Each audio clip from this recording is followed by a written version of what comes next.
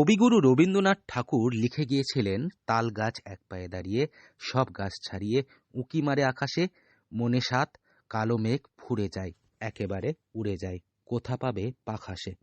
এটা একটা কবিতা, সেটা কিন্তু নয়। এর মাঝে লুকিয়ে রয়েছে এক বাস্তব চিত্র।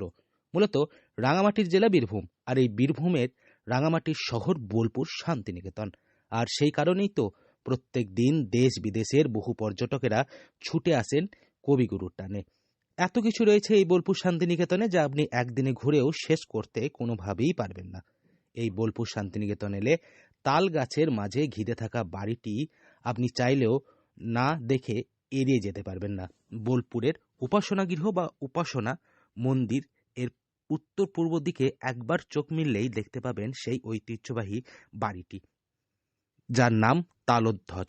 আজও দিব্যি দাঁড়িয়ে রয়েছে একটি গাছ বাড়ির মধ্যে। তালধ্বজ সম্বন্ধে কি জানেন একজন গাইড, বিশেষজ্ঞ গাইড হিসাবে?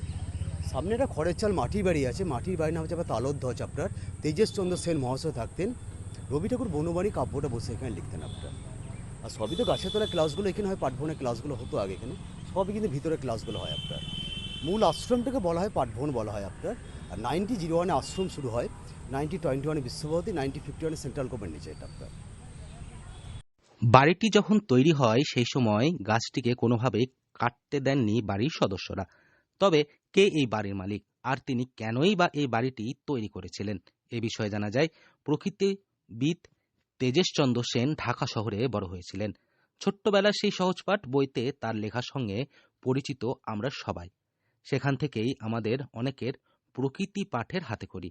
শান্তিনিকেতনের সঙ্গে তার যোগাযোগ প্রায় 50 বছরের। প্রথমে ব্রহ্মচার্যাশ্রমের শিক্ষক ও পরে পাঠভবনের। গোটা আশ্রম চত্বরের এই দিক থেকে শুরু করে ওই দিক ঘুরে ঘুরে চলত তেজেশচন্দ্র সেনের ক্লাস। আরও জানা যায় মন্দিরের পাশে বসেই অনেক সময় ক্লাস নিতেন তিনি। তবে মন্দিরে নাকি কখনো প্রবেশ করতেন না তিনি। অন্তত সুপ্রিয় ঠাকুর ঠিক এমনটাই লিখেছিলেন ছোটবেলার শান্তিনিকেতন বইটিতে। মন্দিরে প্রবেশ না করলেও সর্বদা ওই ব্যক্তিগত মতামতকে চিরকালই সম্মান জানিয়েছে আশ্রম কর্তৃপক্ষ। আর সেই কারণেই হয়তো নিবিড়ভাবে প্রকৃত চর্চা চালিয়ে যেতে পেরেছিলেন তিনি।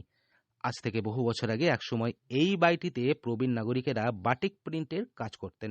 তবে বর্তমানে সেই ঘর বন্ধ রয়েছে। ইউনেস্কো থেকে ওয়ার্ল্ড হেরিটেজ তকমা পাওয়ার পর বর্তমানে এই বাড়িটি ঐতিহ্যবাহী বাড়ি হিসাবে পরিচিত। তাই এবার বোলপুর শান্তিনিকেতন গেলে অবশ্যই একবার ঢুমের আসুন এই বাড়িটি থেকে।